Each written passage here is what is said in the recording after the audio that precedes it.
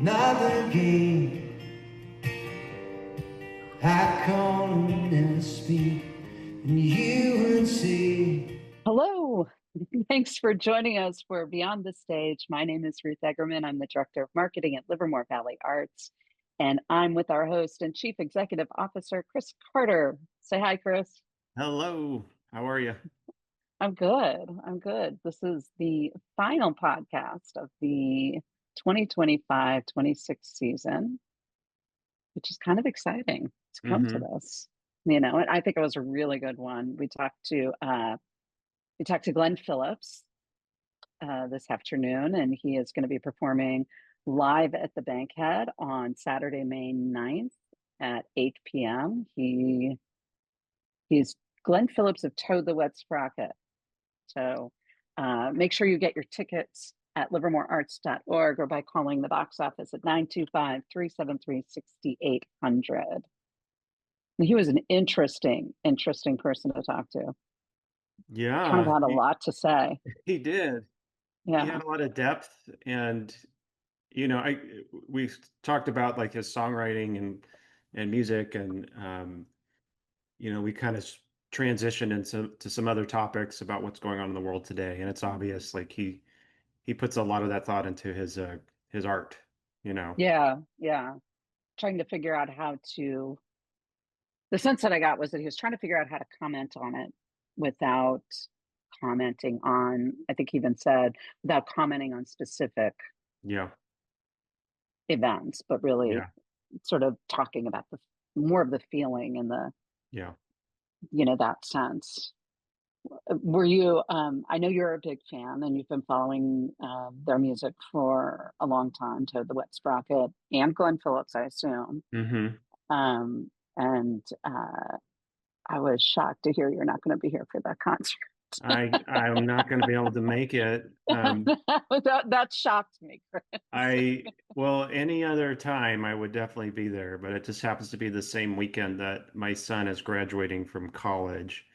Oh, And I think Matt would understand. yeah, Matt might Matt be would cool with it. I don't understand. know about the rest of the family. Right, right. Yeah. It's the rest of the family you got to worry about, right? Yeah. No, Matt would want me to be there too, but he's graduating. He's in Flagstaff, so we'll be in Yeah, Arizona during that weekend, celebrating him and his achievements. But I'm really bummed I'm going to miss Glenn, so we're going to have to figure out a way to bring him back or do something else with him yeah, yeah. in Well, the it sounded like future. there were options for you. So, Yeah, yeah. Well, we could yeah, explore some of that for sure. Now that we yeah. know now how to get a hold of him. Right, right. Mhm.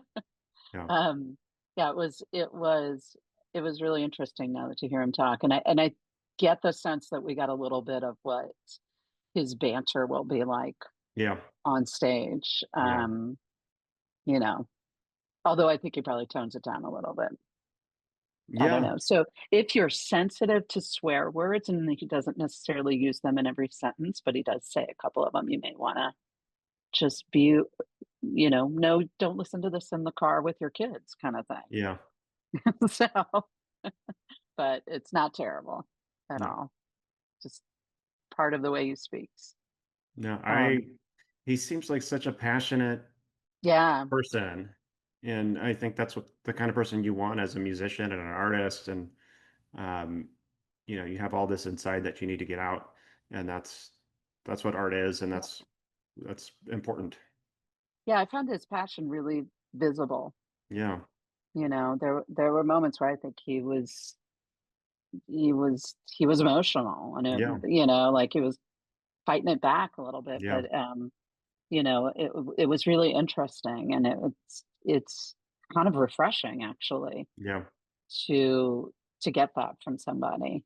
I really enjoyed it. And his wiki page is really kind of entertaining. it's, I it's an didn't even interesting ask one. him I was going to ask him about his writer. So if you, with all the artists, they have a contract and a writer, and the writer is Yeah. all the things that you need for the show. And he had all these little funny one-liners in the writer, and Oh, I'm gonna have to go read that. it was clever. And I was going to ask him about that. I totally forgot, but he has a Oh, good sense of humor too. Yeah, I'm gonna have to go now. I'm gonna have to go read his writer. So I don't normally read them, but this one I might have to. It sounds like Yeah, it'll be it's fun. pretty funny. Yeah, yeah. All Well, that's right. good. Well, thanks so much for joining us. Stay tuned for the interview with Glen Phillips, and thanks for joining us for another season of Beyond the Stage. Hello, everybody. Thanks for tuning in to Beyond the Stage. You have unlocked a special offer for Glen Phillips on May 9th, 2026. Use discount code PODCAST at checkout to get $10 off any regular price seat. Visit livermorearts.org and remember to use discount code PODCAST for $10 off any regular price seat. Enjoy the interview. We're just real pleased to talk to you. And um, I got to tell you, Glenn, I was telling this to Ruth the other day. Um, for me, I graduated high school in 1993. I turned 18 in 92. And I remember when I was turning 18 and I was a senior in high school and I was at some event and we are doing a slideshow and the song came on and it was a Toad the Wet Sprocket song. And this was like old school slideshow, with the projector and they're clicking through and someone's got the Hmm. tape playing in the back. And it was I Will Not Take These Things for Granted. And that was the first time I think I'd heard one of your songs. And uh, to this day, it's still one of my favorite songs. And Oh, I thank you. I just remembered at that age too, being very kind of impressionable and not being so reflective very often, and then giving a moment to be reflective. And I think for most of my life since then, um, I've tried to, live a life of gratitude, and I think that song really helped me kind of move in that direction. So um, I've always been wanted to talk to you about that and let you know that that was a really meaningful song for me, and I just Thank you. I appreciate that. really appreciate. I deeply appreciate that. Thank you. Um, and I have to ask you, yeah, I know we're going to talk about your show and your music, and I know there's a story. I think there's a story behind this, but um, I tried not to look it up because I wanted to ask you personally about the name Toad the Wet Sprocket. Is that Ah, what's that a reference to? it is just. It's a reference to a Monty Python sketch called Rock Notes, where they list. It's like a fake, like MTV Rock News or something. Hmm. But there's just a list of terrible band names, and Toad the Wet Sprocket is probably the worst of them. So it was There's so it's a Monty Python deep cut. okay. Uh, Now we know. there you go. Know Yeah. the story. There's I saw somewhere there's a coffee table book and it just says unused 90s band names, and it's Mm. just a list of names like Toad the Wet Sprocket. And um, I've wanted to, I saw it and I wanted to get it. I haven't gotten it yet, but you never know. It sounds pretty fun. There's probably some gems. Probably some good ones. Well, I played in a band in the 90s and I still perform, and the band name choice is a big one. So, Well, oh, I have mixed feelings about the band name choice, but it really? is what it is. At some point, it just is what it is. It's memorable. And Yeah.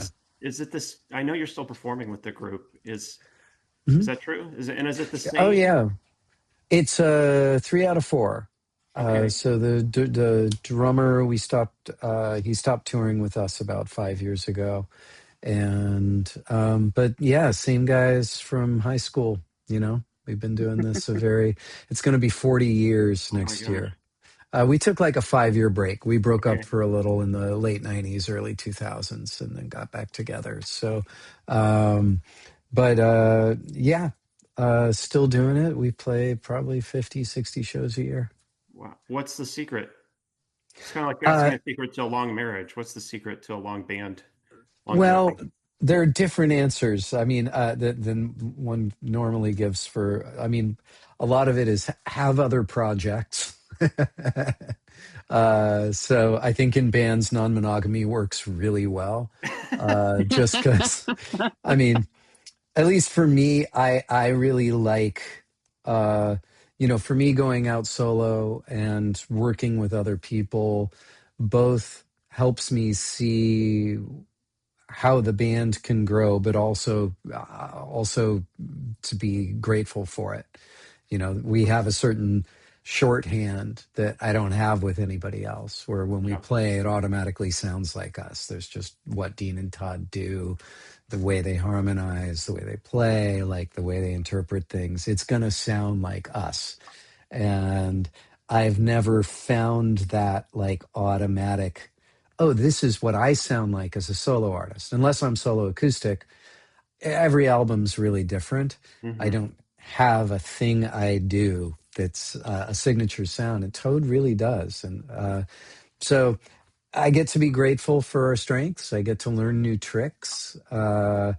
And I think that really helps. And I think same as a marriage, the you know, being able to communicate and get over stuff and figure out what's, you know, it's almost like that Reinhold Niebuhr, like what is it, the something prayer. It's the, you know, let me change what I can, have the Hmm. strength to change what I can, you know, the to accept what I can, the wisdom to know the difference. And I think there's a lot It's of the that. serenity prayer. It's called the Serenity prayer, serenity thank prayer. you. You're welcome. I remembered Reinhold Niebuhr. Most people don't know his, but he, but you know, similar to the Serenity Prayer, it's like a corollary, right? Let me, yeah, you know, but you know, in a relational sense, just to let things go that you need to let go, to work on the stuff that's truly important, and you know, and you get there. Age has helped, time, and luckily, you know, I'm glad that we stuck together long enough, because we had some really hard years, Yeah. and sometimes we had to stay together. It's our job, right? And to have it come around and be good again and be fun and be sweet, I think is a real accomplishment. And the last few years have been honestly some of the most fun we've ever had. And Wow. I never saw that coming. It makes me so happy. That's great. You know, a friend of mine, actually, someone I perform with, was telling me something about the difference between like young love and old love, right? So when it's new, it's kind of unconditional. You care for somebody in spite of their flaws, and then Hmm. and when you've been with them a long time, you care for them because of those things and just the whole person. And it's like you kind of accept the whole person. And it sounds like that's kind of where you're at. Is Yeah, that yes and no. accurate? Although in business, you know, That's true. A little bit different. it's a It's not a little bit marriage. different. Yeah. I mean, the analogies work, and you know, uh, I, I don't know. I'm not sure which it is with the band, honestly. I mean, musically, I think our flaws are what make us us. Yeah. Musically, I think Unique. that's why we sound like us. Yeah. Uh, you know, there's things I would love for all of us to do better personally, but we're not doing so All right. bad. Well, no, I do have my friend that I perform with, that I've been writing songs with and playing. We've been doing it about 30 years now. And I think it's the same thing. And we're pretty honest with each other. And if we don't like something, or we feel more comfortable with each other, like working through those harder moments, Hmm. because we trust that we'll come out on the other side, and something good will come out of it. So I maybe that's Yeah. what it is. I think it's if you can take the ego out of creative disagreements and Yeah. understand that at all times the job should be working on how to best play the song. And I Yeah. know when the band started, it used to be if I would, you know, you would make a suggestion to somebody in the band, and you know, it would be like, "That's my part, man. You can't tell me what to do." Yeah. And I think after playing long enough, like if I go, oh, I was hearing, if I come in with a song and I'm like, and Dean starts playing a bass part, and I go, oh, I was hearing something kind of like this. And at this point, he'll go, oh, you mean like this? And he'll Hmm. play the thing I thought of, but like twice as well as I could ever imagined it. Hmm. And rather than like holding on to a corner now, I feel like there's this thing where it's like, oh, you want, I can beat that. You know, and not by running in the other direction, by actually Yeah. going into it and making it better. And you know, that kind of um there's the ego that's like this immovable, that's making up for some kind of actual insecurity. Yeah. And then there's the ego that comes with ability, Yeah. uh, which is, doesn't have the bravado. And I feel like in the band, there's a lot more of that, of just like people know they're good at what they do. So they can do it well this way, or they can do it well that way. And they're very less attached to the particulars. I hear you. Well, Yeah. can you talk a little bit about your creative process as you're writing music or a song or a lyric? What do you start with, or how does that work for you? It really depends. I mean, a lot of it, I'll have a bunch of concepts floating around and then, sit with a guitar, and kind of, it's a matter of playing until something works. I'll kind of move in a direction. Then at some point, there'll be a line or a moment or something where the music and the words come together and it Yeah. feels really true and moving. And so I feel like my job is to, same as being able to play the part or play the different part. It's like, uh, if what works isn't the song I was trying to write, wasn't what I had in mind, I'm going to write the song that works and I'll get Yeah. back to my idea later. But I really feel like it's recognizing what's inspired and what feels true and then serving that. And so, uh, it's always a discovery process. I mean, sometimes it's interesting if I have an assignment, things can happen really fast. But I think as I get older, once again, not having some of the ego of youth, where I think everything I come up with is amazing. I kind of need to trick myself a little more into creative spaces, because if I sit down by myself, it's also very likely I'll just be like, what's my job? Oh, I got to write the best song I've ever written today. Hmm. Oh, I think I'm going to organize my desk. I'm going to organize my desk instead of writing. And so, uh, co-writing helps a lot, and Yeah. kind of writing games help a lot. Things to kind of, you know, it's a little bit. Did you ever read the Douglas Adams books, The Hitchhiker's Guide? Yeah. And Yeah. the whole thing with the flying, flying is falling and missing the ground, right? Yeah. There's all these plays, and it's a matter of like missing the ground and trying to figure out how to do that uh, on a somewhat regular basis. Does it does it take you a long time to get there, or does it come out of you pretty quickly? It What's that depends. like? I have seasons, and some of it is I've never been able to ride on the road really well. Hmm. Um, and I often get home and have this story that I've been away so long, so I need to make up for lost time. So instead of getting into writing, I get into doing other things. And so I've been pretty undisciplined. But when I start getting in a writing mood, when I get enough co-writes happening, and then I'm writing more stuff, and once it becomes shiny to me, I mean, it's an ADHD thing probably of, you know, once it's shiny, I don't want to do anything else. Yeah. You're but really focused on it. when it's not shiny, it's really hard for me to show up and do it every day. So the daily discipline, I'm a binge writer, I guess is the best way to say it. So Well, where do you get these ideas from, or do you keep like a journal when you're on the road, or notes, or? I have notes in various places. I've been really bad with note keeping. Hmm. The digital life has made me sloppy and lazy.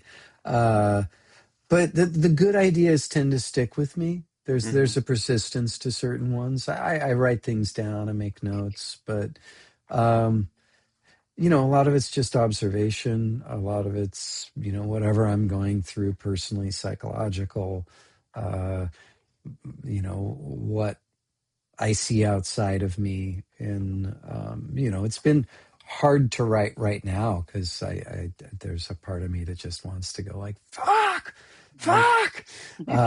That seems to be like most of what my mind is saying about the state of the world right now. And so, there's this question of like what tends to help me is when I start asking like, well, what is it that I need to hear right now? What are the reminders I need about how to um, you know, take in the world around me, and if not make sense of it, find some kind of peace and meaning in the middle of it. And uh to some degree, I'm kind of writing myself advice from a future better me. um, if that makes sense. It's like Yeah. when I got divorced, that album was mostly about grief, mostly about opening up the heart. Mhm. It wasn't how could you do this to me? How could you leave me? The last thing I wanted to do was write that record. And I needed to write about what I was dealing with, and what I was really dealing with was grief, was my family, changing permanently, Yeah. and my plans for my life changing permanently. And so, uh, and in this time, um, we're all sitting in the middle of this kind of scary moment where, not for everybody, but for me, the creature comforts haven't changed that terribly much, but I know things are way worse for a lot of people, and Yeah. there's that odd remove of whether it's ice or environmental legislation or cutting snap or just the kind of perverse constant cruelty, racism, homophobia, misogyny. It's a scary time, the normalizing of a level of kind of awfulness that Mhm. wouldn't have been tolerated a couple decades ago. Like, it just wouldn't have been tolerated for a day, and now it's normalized. Uh, and I also know there's a lot of segments of the population who are like, nothing's changed, it's just out in Yeah. the open right now. So, um, but I hope there's opportunity for change in here, and um, and there's definitely an opportunity for you know people to grow some backbone and some resilience. And I I keep wondering what song can achieve, and certain people have strengths. When I try to write songs that are topical, they often end up sounding like really bad pamphlets. And so I Yeah. need to write about these things for me, from a point of view that's a little more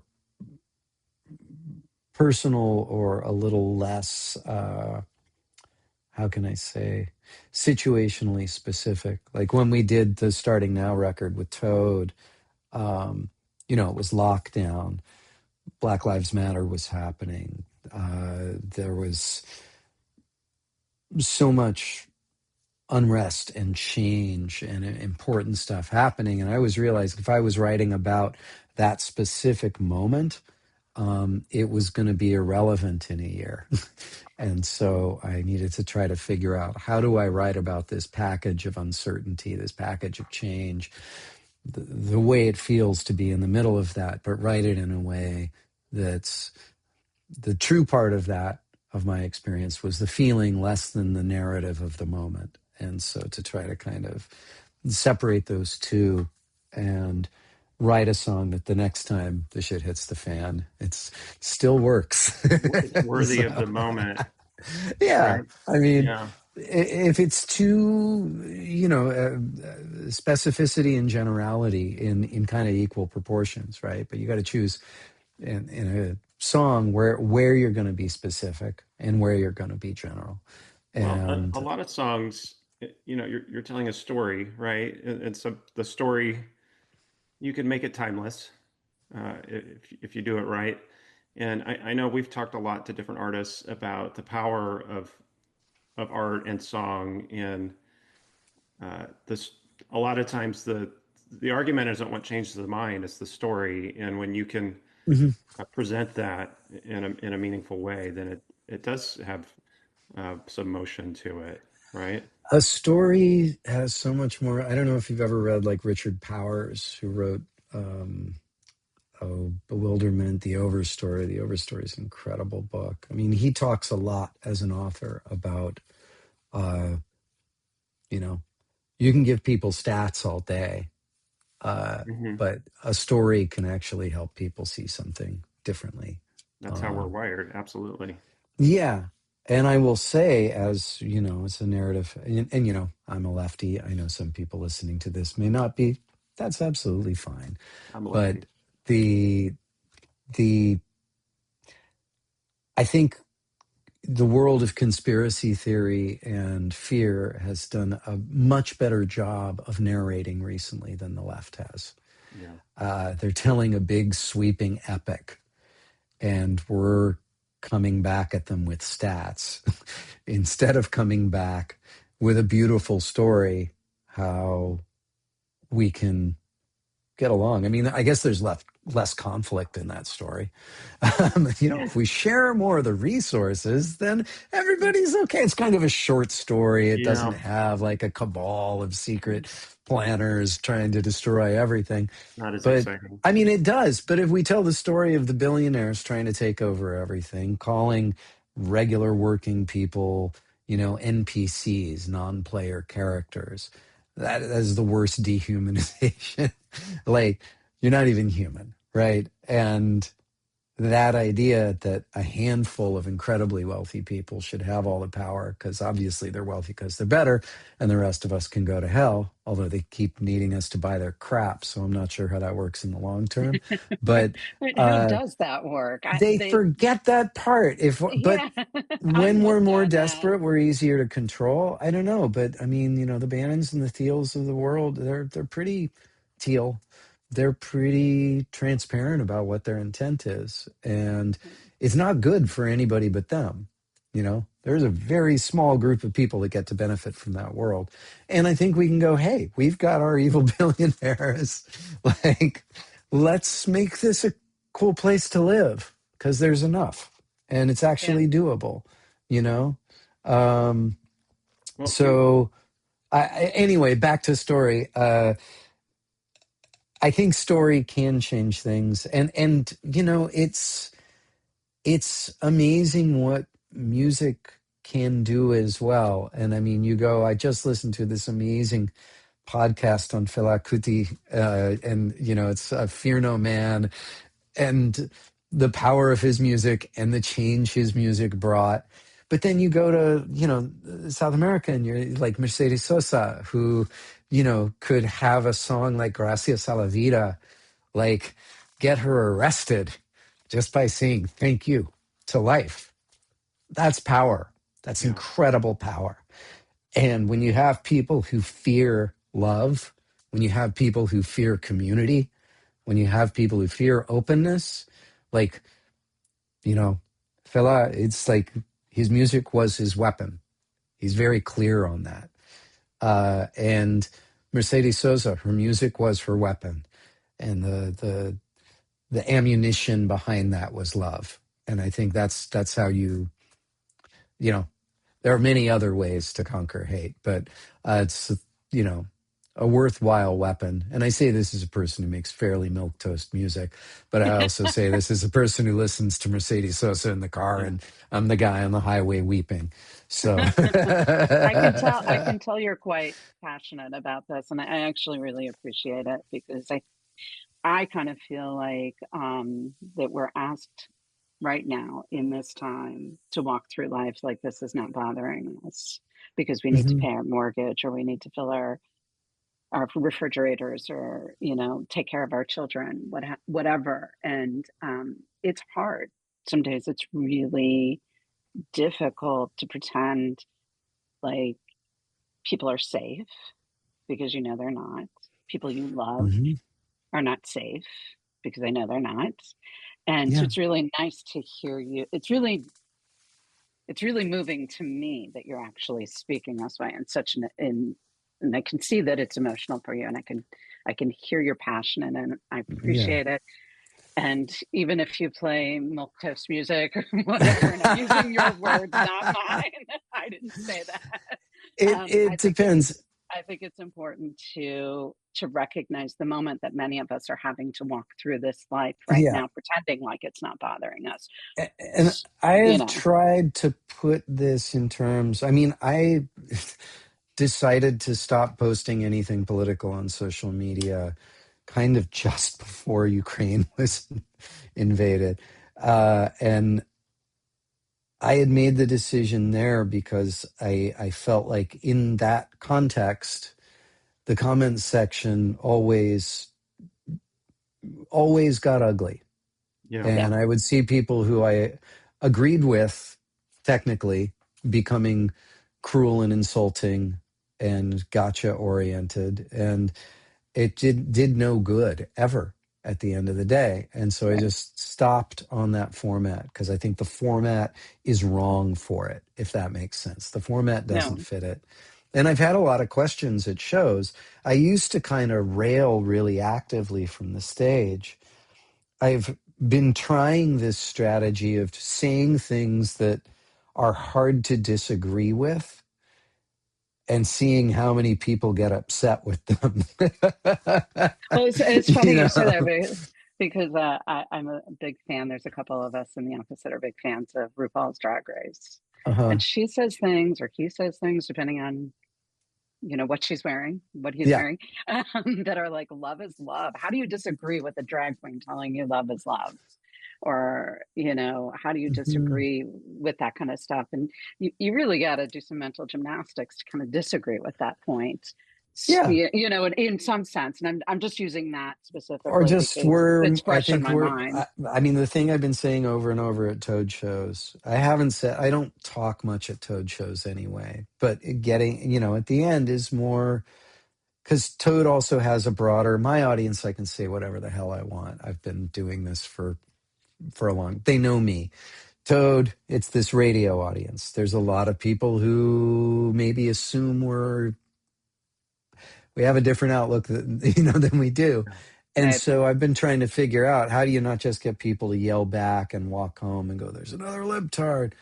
But Yeah. you know I remember a time when I loved debating right wingers. I loved debating people who thought differently than me, because there was some core of reality that we shared. There was some axiomatic things that neither of us were going to dispute, but we could find some common ground even in our different political makeups. And I think that common reality has been corrupted. I think people have worked very hard to corrupt common reality.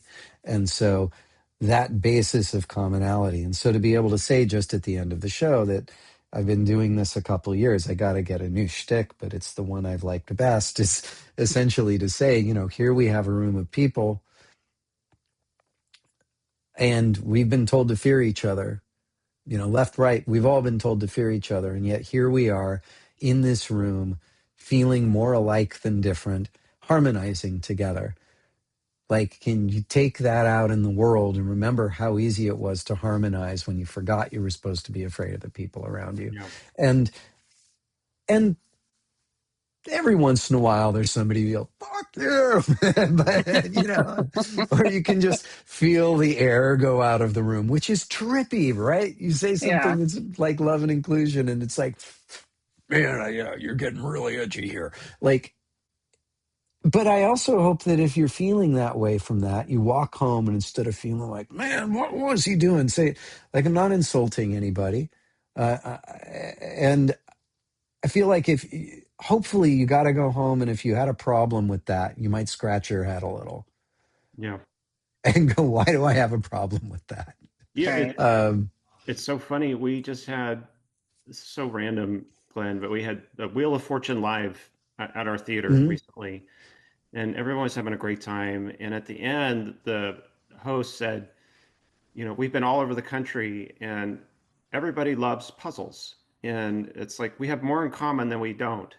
And, can we just please, focus on those things that we share? And he kind of was Mhm. trying to bring people together through puzzles. And it was just kind of a fascinating way to kind of close it out. And I was just, this is Wheel of Fortune. Mhm. And then he Yeah, felt the but need to with say that. And anything, I appreciated that. It was a nice moment and people applauded it. it's important. It's not necessarily revolutionary, but I think there is such the biggest industry in the country right now is division, Yeah. and Yeah. it's and it's by design, and so I feel like fighting that. It's not everything, but it's a start, and we need. I'm not Billy Bragg. I know when I'm playing. People come to my shows to cry, not to be not to be preached to, at least in that way. Um, and they come to Toad shows to hear their old favorite songs. They Yeah. get to do that at my shows too. You go to Billy Bragg knowing you're going to get a different thing. You go, it's just like there's this understanding of where we are in time, but it's a really interesting time to be an artist and to figure out like what the hell do you Can imagine. do Well, you can I know ask, uh, what's the difference between a Toad song and a Glen Phillips song? More people hear the Toad songs. uh Besides that, it's I mean it depends. It's like because about half of the Toad stuff is co-writes, is like Todd's music, or yeah. more often now Dean's music as well. And so part of it is as simple as that, right? You write a song, who uh I don't have co-writes with them outside of the band. Yeah. um and then with my stuff, it's like, there's a balance. I bring in stuff to the band that tends to be more upbeat, more rock. Um, you know, I'm kind of rounding out often, the stuff Todd or Dean bring in, which tends to be a little more in a traditional rock vein. So I'm just trying to fill the needs of the album and the other ways around that, depending.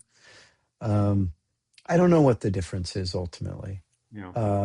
I mean, part of it, the first time I ever thought about that, honestly, was when we were writing for New Constellation.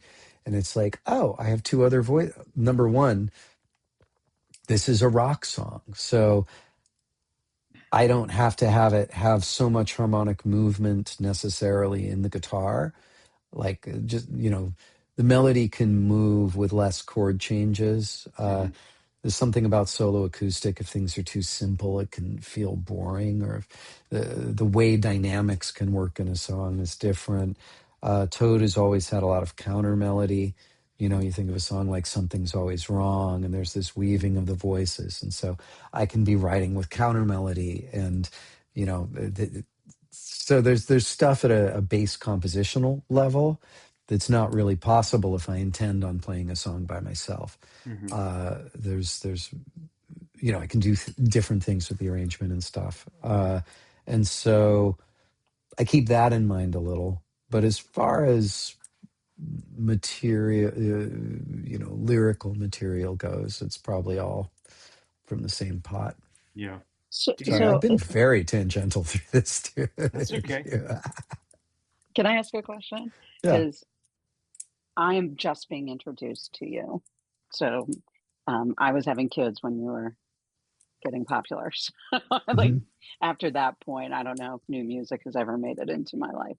So unless they brought it in. And so if I were to want to get a feel for what this concert might be like, what album would you suggest I listen to? Oh God. Uh-oh. This is me solo acoustic. Yes. Is that what you're doing? You're doing a solo acoustic I show for us? believe I'm solo acoustic. I know you're solo. Acoustic sounds great to me. I love that. I don't know. I would find a solo acoustic thing online. Yeah. Okay, so Honestly, I I'll mean, look for Glen Phillips solo acoustic, and then I'll know what to listen to. yeah, Swallowed Okay. by the New has a. I think that's my Yeah. favorite solo record. Okay. Um, but I haven't. It's funny. I have a bunch of solo songs I love. I don't know if I have a solo record that feels Okay. like it's this top to bottom Who you getting it are? right thing. But it's like a combination of, there's the songs from Toad. Um, there's some good crying songs. There's some good laughing songs. There's some singing along. It. I try not to do. I am in awe of. I just got off, tour with Colin Hay, and I was, out with John Craigie earlier in the year, and like they both work so hard on their banter, and they're both Hmm. like incredible storytellers and comedians. Yeah. They do such a great job with that. I'm not that guy, but you're gonna get me that night in whatever shape I am, Hmm. and it can go weird. It can go straight down Well, the line, but that sounds good to me. We just had Colin Hay here it's in tangential. October. Yeah, Yeah. we had Colin Hay here in October, and you're right. You're He's a right. great storyteller. Yeah. And he was doing his acoustic show, so Mhm. acoustic solo show, and it was just the audience was hanging on every word, every note he Yeah. played, and it was maybe one of the best shows I've ever seen. He's Top he's five for sure.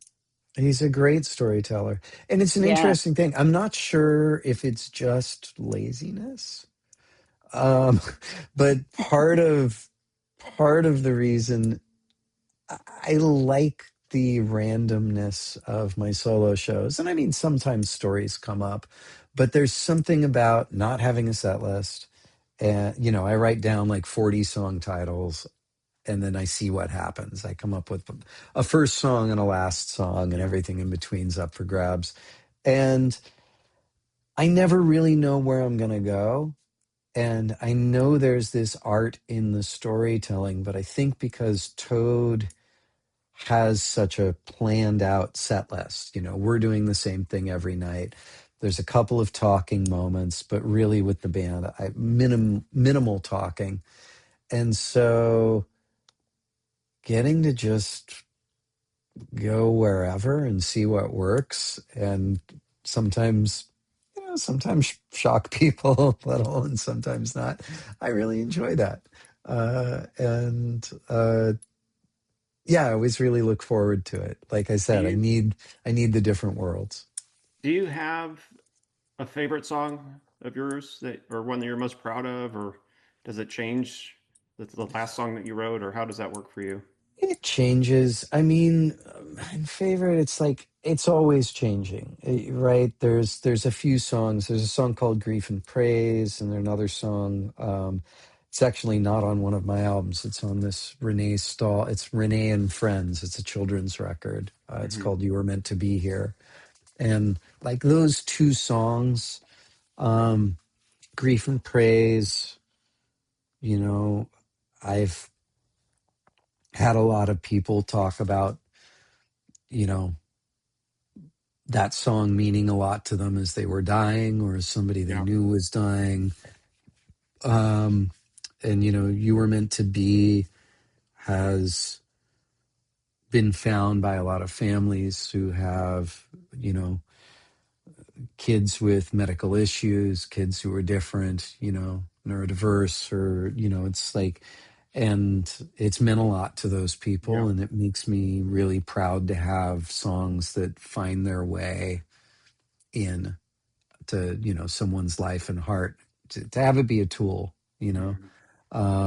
I haven't had like, a hit or replacement in a movie or something that's even vaguely viral Hmm. for, since 94. So, Were things um, viral in '94? well, they went viral, but they'd get Okay. on the radio. You'd have a single. Yeah. I had hits, Yeah. And it's been interesting. I mean, it's one of the fascinating things about going out with, Colin Hayes. He's had 9 lives where like these songs find their way out, right? Whether it's Waiting for My Real Life to Begin, or It's a Beautiful World, or, and sometimes it's associated with a film or this or that. But you can tell when he's playing Waiting for My Real Life to Begin. I mean, there's the difference in a single that everybody knows, everybody loves. It's just in the background. You know all the words, whether or not you even like it, right? Uh, but there's something about a song that gets under your skin, and that's Waiting for My Real Life to Begin, right? Yeah. That's a song that it's like you have to take a pause and uh, let it infuse you, and so I haven't had songs that have kind of gone off broadly and been carried in that, but I know, from letters I get, from things people say, that it makes me happy that there's still songs that become important to people, Yeah. and that to me is, uh, I'll get paid in tears any day. So, Well, I'll tell you again, for me, it was that I will not take these things for granted, was that song for me. And thank you.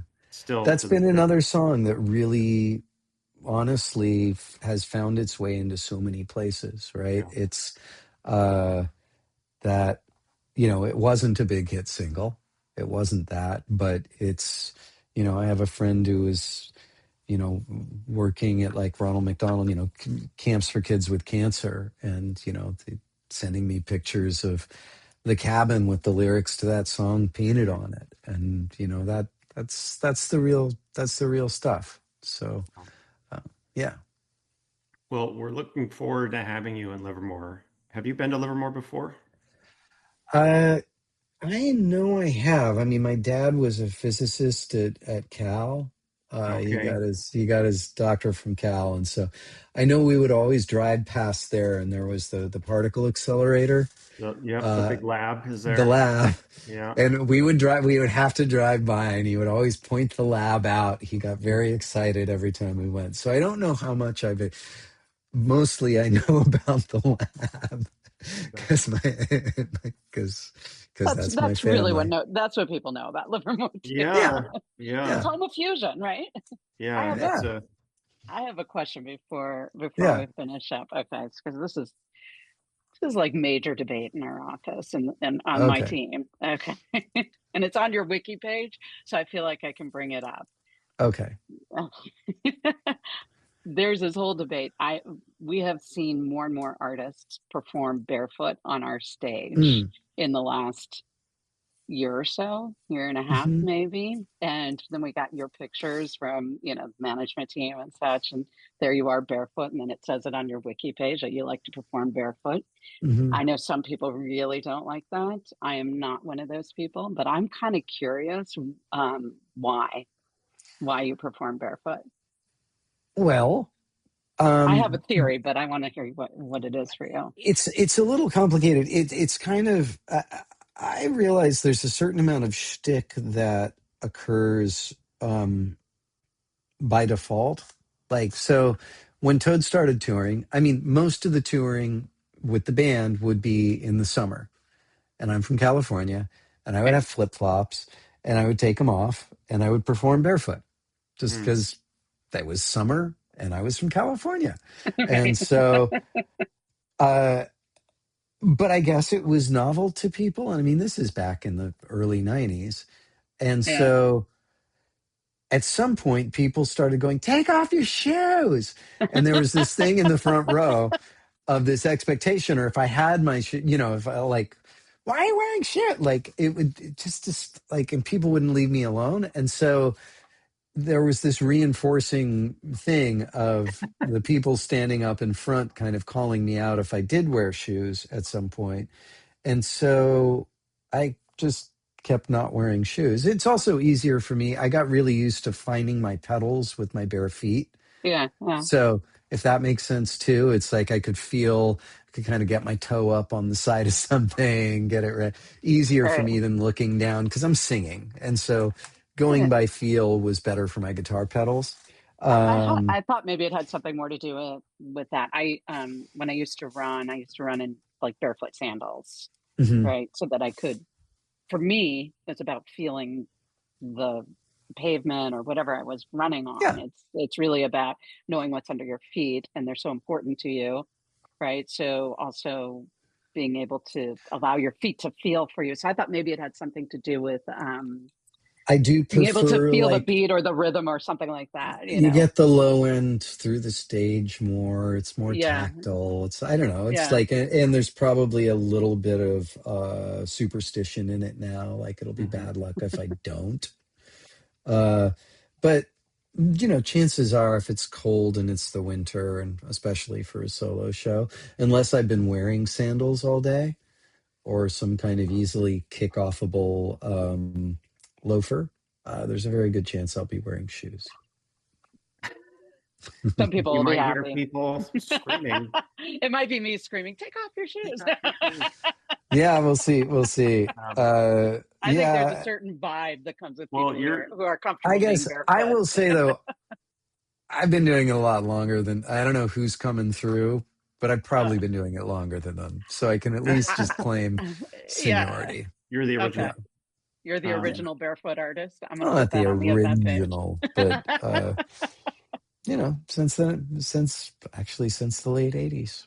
all right, So take Right, there's credit for something it. that you've made go viral. So no, I'm not gonna take any credit for anything. I take no credit for any trend ever. But I doesn't mean I wasn't an early adopter.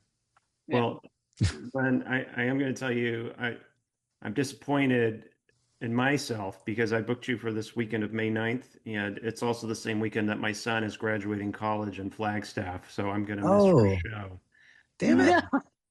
No. Um, Normally, I would cancel any other event to see you, but I probably need to go to that. You're Um, saying you love your son more than me. uh, well, I'm not saying that, but I'm Wow. saying No, no, I'm fine. it's Whatever. important. Whatever.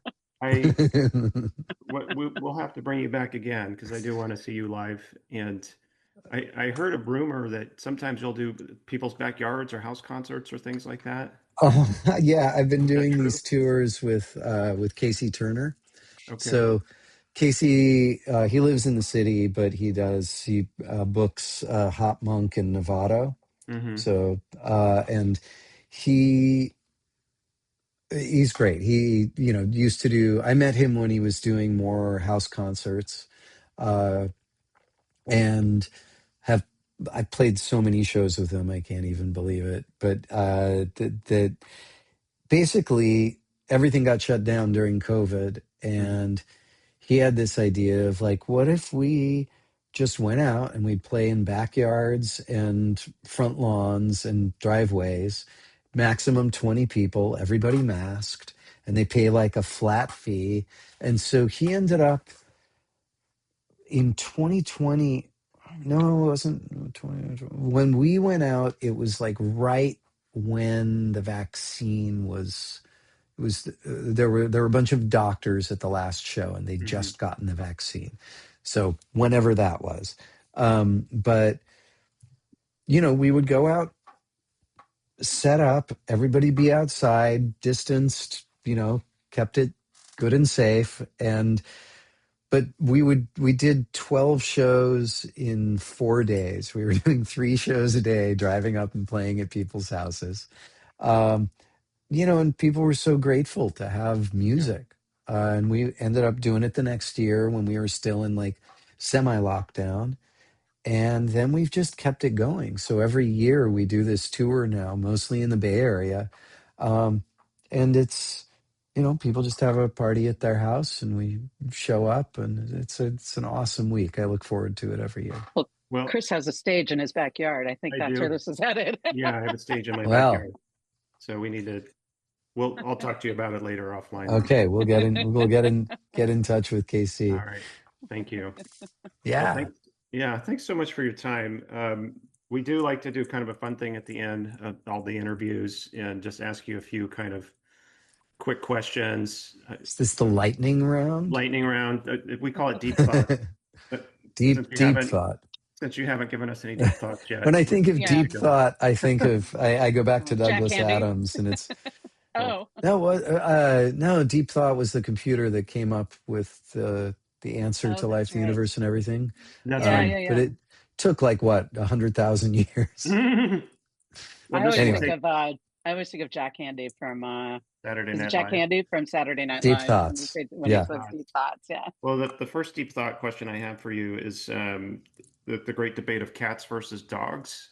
Do you take a side on that one? You mean just pure preference? Yes, Dogs. dogs. Absolutely, completely. Cats would eat you if they were larger and you were smaller. Dogs would still be your friend. There you go. That's There are some big cats I that have a do cat. eat I have people. a cat, and I Yeah. know that if something happened to me and she needed to eat, I would be food. I mean, once you're food with either, but there's less chance of your dog hunting you. Yeah. Do you have a dog, or have you had dogs before? I have had dogs before. Yeah. Okay. Well, my second question is, does pineapple belong on pizza or not? It's fine if it's on pizza. Okay. I don't kick it out of bed I mean, a Hawaiian pizza, yeah, I've had it. It's not my go-to though, What's your you know? go-to pizza? I don't even know. I just usually do a veggie, Reggie? like all the veggies. But when you have all the other veggies, you don't want the pineapple only works with Hawaiian pizza. Yeah. That's To not put it true. on any other pizza is it does not belong on any other pizza. So I am for strict controls on the use of pineapple, but not its eradication. All right. Um, I like that's a very good political answer too. I appreciate that. Um, Yeah. so the final one, this is kind of a two-parter. So if you were to put a mixtape together of songs that kind of was the Glen Phillips mixtape of his life, like what would be the first song on the mixtape? Oh, the first song on my mixtape. And it doesn't have to be your music. It could be anything Yeah, no. for I'm you. just trying to think what the earliest. Well, the first two albums I bought. Can I do the first two songs? Sure. It would be I'm going to go back there someday. The song Gonzo sang in the Muppet movie. Okay. And then I kind of want to do Open Sesame. Do, do, do, do, do, do, do, do, do, do, do, do, do, do, do. Cool in the Gang. There you go. Like, Yeah, uh, I gotcha. get down with the genie. Because I mean, the first two albums I got were I was so happy. I went and it was Muppet Movie soundtrack and Saturday Night Fever, 1977. I would have Okay. been 6 years old. I was fanatical about both. I was really into disco music, And Muppets. and I loved the Did you say Muppets. Saturday Night Fever too? Yeah, Saturday Night Fever. That was the first album I ever bought. Yeah, I'm the I youngest. bought those two together, Yeah, I'm and the those were my youngest of first five. two. Wow. So I'm Yeah, the youngest that's of great. five. So I never got to pick the music in my house Ah, ever. And I Did went you? out and bought Saturday Night Fever when it came out. I think I was about 13 or hmm 14 at the time, maybe 12. I'm not sure where I was, but in that yeah. area. And I went out and bought it. And my siblings just made fun of me. And I'm like, someday you will know why this was such a great album. And now they know. Now they do. Now they They do. know. And I will say, Open Sesame was like a sleeper for me. I didn't get how cool that was at the time, but that's aged better Yeah. than a lot. You know. But you said you got that when you were 6. So did you go to a record store, or were you at a garage sale, or what do you remember? Yeah, no, my dad would have taken. I think I'd saved up my money for a couple of records, and Okay. I just remember those were my first The two Muppet records. You know, it movie. was those Okay. Muppet Movie and Saturday Night Fever on vinyl, 1977. Maybe it was 78. I might have been 7 years old at that point. All right. My first album I bought was Styx. Kilroy Was Here because Mr. Roboto was Nice. just came out, and that was That was my jam. I will say one of my prized possessions as a kid was the picture disc, the holographic picture disc of Paradise Theater. There you go. Yep. Great band. Good times. So we know the first song or songs. What's the last song on the mixtape that you would do? Oh, the last song, if I'm going to go by, recent material that I've really enjoyed, I'm going to go with two songs again, just since precedent with the Mm-hmm. first. But I would say the last two albums to, like songs to totally like destroy me. I love, or do I do Deshaun or McGee? I'll go McGee, Alesis, Mm-hmm.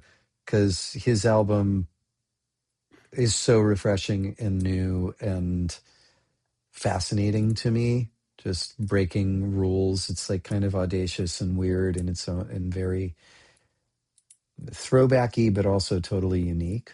So Alesis, and then it's not a new song, but is it Song for Rachel by Madison Cunningham? I don't know that one. Um, oh my God, it's not if, darling, it's when. Oh, okay. It's just so good. I'm I writing think that it's a down. song for Rachel. It's off the Reviver, Receiver, Deceiver. I'm forgetting everything. But That's Song all for right. Rachel is just, it's heartbreaking. It's this song about her grandmother's passing, and it's just like her voice, the strings. Like, whereas McGee is weird and broken and like odd, and like he's this amazing guitarist, but this deliberately shitty tone. Mm-hmm.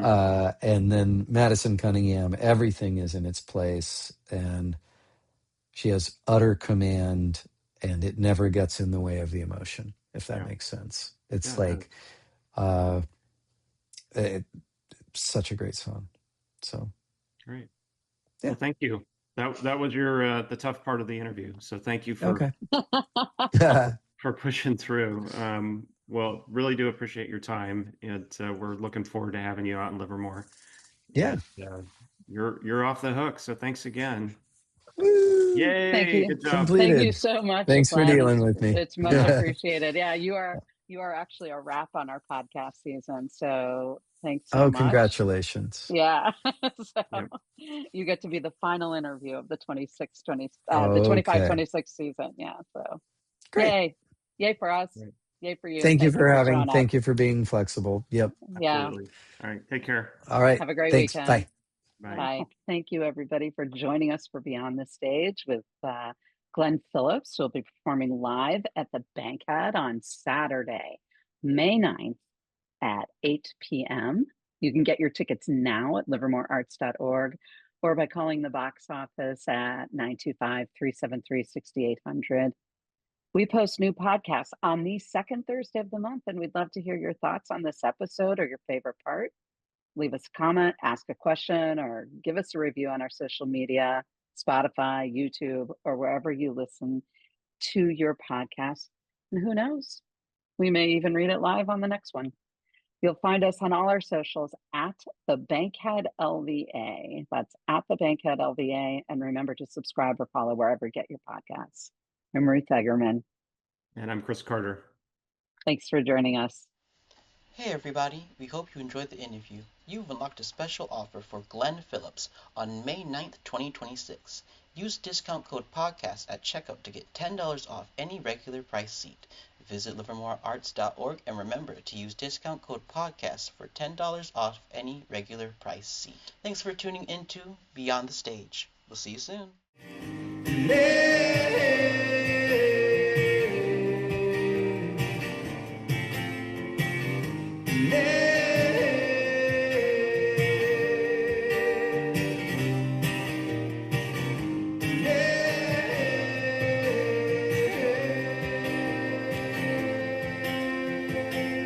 And again, it seems we